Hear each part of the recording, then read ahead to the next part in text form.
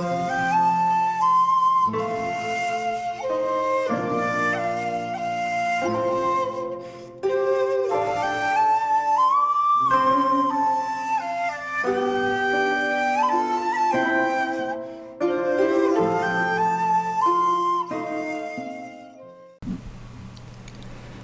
there, this is Solitary Ronin from Solitary Ronin Films, and welcome to an episode of my director collections. As I just go through my editions of some of my favourite directors. So today, because I recently did a random review of Yorgos Lanthimos' Kinds of Kindness from 2024, I thought I might as well go through my Lanthimos collection. Obviously hasn't made that many films. As I said in my Kinds of Kindness review, I think he is one of the directors that we might actually be talking about in 50 years' time, if of course the world actually still exists in 50 years, which is debatable. Obviously he started making films in Greece before he has moved to Hollywood, but he still has his distinct style, his distinct sense of humour. In general, his films are fairly oblique. He doesn't explain everything, which is wonderful. So I do have the film that he co-directed in Greece, My Best Friend, which is kind of a dark, a kind of black comedy about two friends. Again, as I said, I've just got it in DVD. Again, it's a solid film. There's a couple of little things that you can kind of glean that would become Lanthimos, but overall it's kind of more for completists, rather than being a wonderful film. Again, I'm just going to go through these in no particular chronological order. So we have the Artificial Eye edition of The Killing of a Sacred Deer, which is absolutely brilliant. Starring Colin Farrell and Nicole Kidman, along with Barry Keoghan before he was big. I guess Barry Keoghan's big. Again, just a standard Blu-ray from Artificial Eye, which you can pick up pretty cheaply. This has a Q&A with the director and cast, and also what I love about Lanthimos is the fact he never tells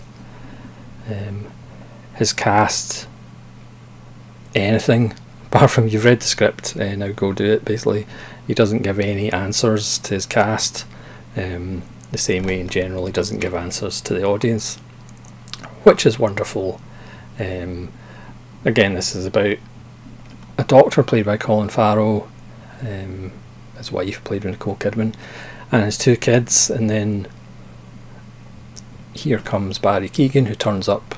He claims to be the son of one of Colin Farrell's patients, and then kind of inveigles his way into the family, and things, not surprisingly, don't go necessarily that well, because it is a Lanthimos film.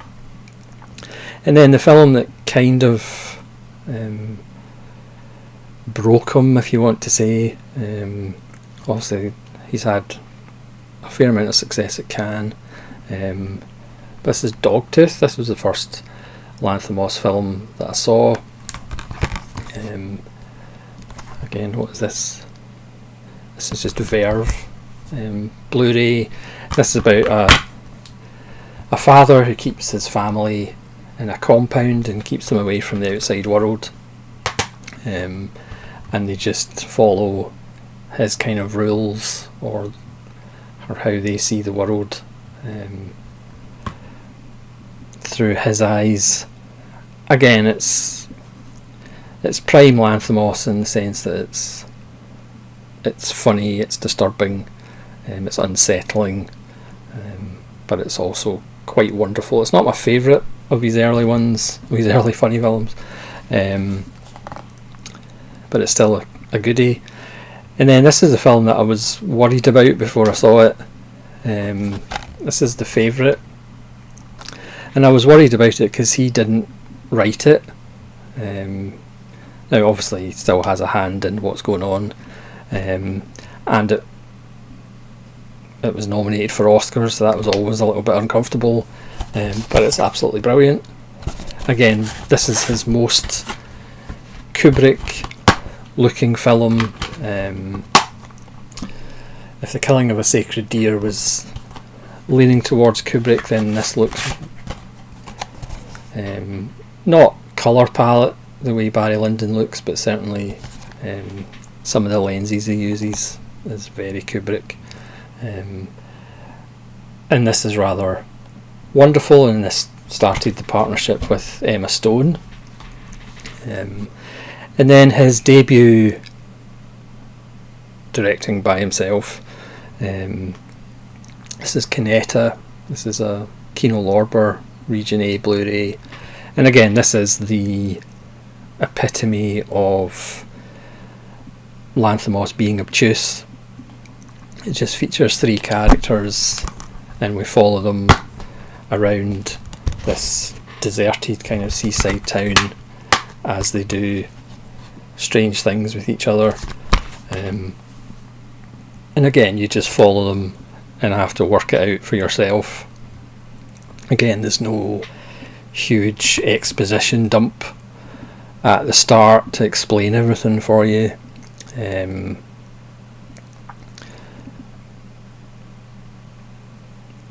Is it his best film? Probably not, but it's certainly a fascinating little example of what you would perfect later. And then this is a film that I kind of prefer to Dogtooth and Canetta. I think this is his best kind of early funny one when he was still in Greece. And this is Alps. Again, this is a Kino Lorber Region A. Again, just a basic release. And again, you're just dropped into this, and this is about a group of people who call themselves the Alps and name each other after mountains, of course. And they perform a service. They basically go to families and they take the place of a lost loved one. So it's almost as if you can rent somebody to pretend to be your lost relative. Again, it's a completely Lanthimosian idea, and again both Canetta and Alps on the Kino Lorbers have commentaries by Amy Simmons, which are very good. But Alps is a wonderful little film. And here's my favourite Lanthimos film, might be my favourite film of the 21st century. This is a Korean import of The Lobster, with Colin Farrell, arguably the best performance he's ever had, and Rachel Weisz and Olivia Colman. This is the moving story of modern dating. If you're single, you're sent to a hotel in the middle of the countryside run by Olivia Colman and her husband, and if you don't pair up with somebody else, you are turned into an animal of your choice, and Colin Farrell wants to be a lobster. That's where the title of the film comes from. Great support: Ashley Jensen, John C. Reilly, Leah Seydoux before she was maybe that big, and Ben Whishaw. It's just absolutely wonderful. Again, the other great thing about Lanthimos is he's not for everyone, which is what people who make art should be. And then I've also got a French steelbook of The Lobster with this sleeve, and this is a Blu-ray and DVD, and it also has these wonderful little French cards.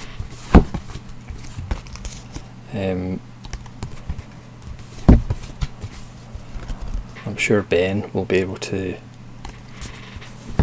translate.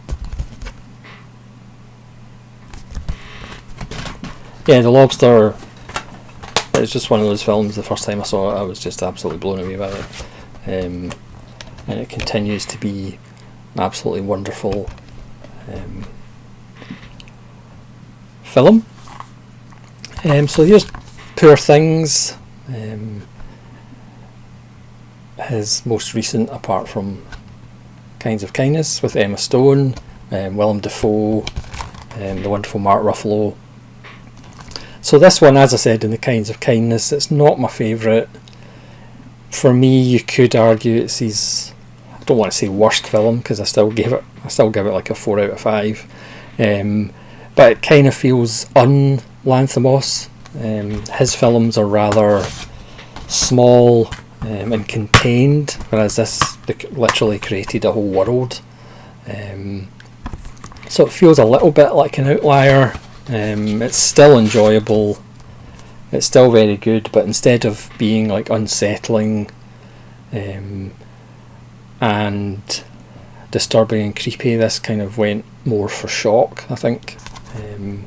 So for me it feels a little bit un-Lanthimosian, even though it is Lanthimos.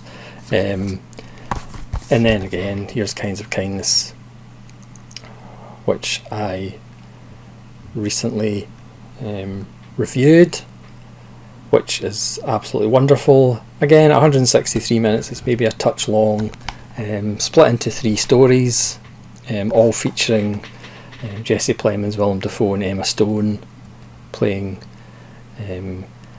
different characters, and Margaret Qualley, Hong Chow and Mamoudou Athie, from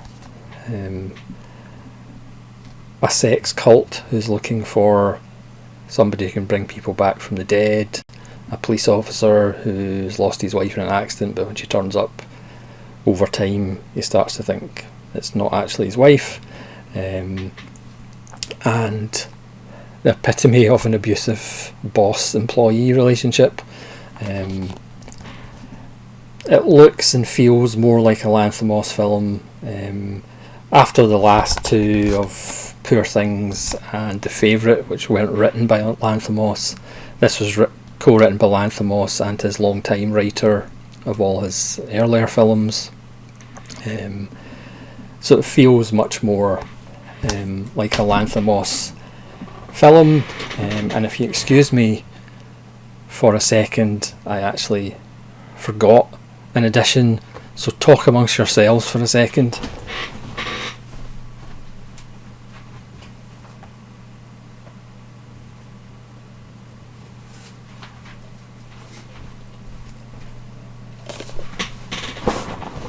It's another edition of Dogtooth. Again, this is another Korean edition, and this has wonderful special features as well. Yeah, this was his the film that kind of opened people's eyes to him and got a little bit of a wider audience than his first 2. So that's another edition of Dogtooth, and that's my little pile of Yorgos Lanthimos editions. So thanks very much for watching. Please let me know in the comments what you think of Lanthimos and what's your favourite Lanthimos film, and hopefully you'll join me again for more trips into my director collections. This is Solitude Ronan from Solitude Ronan Films, saying farewell.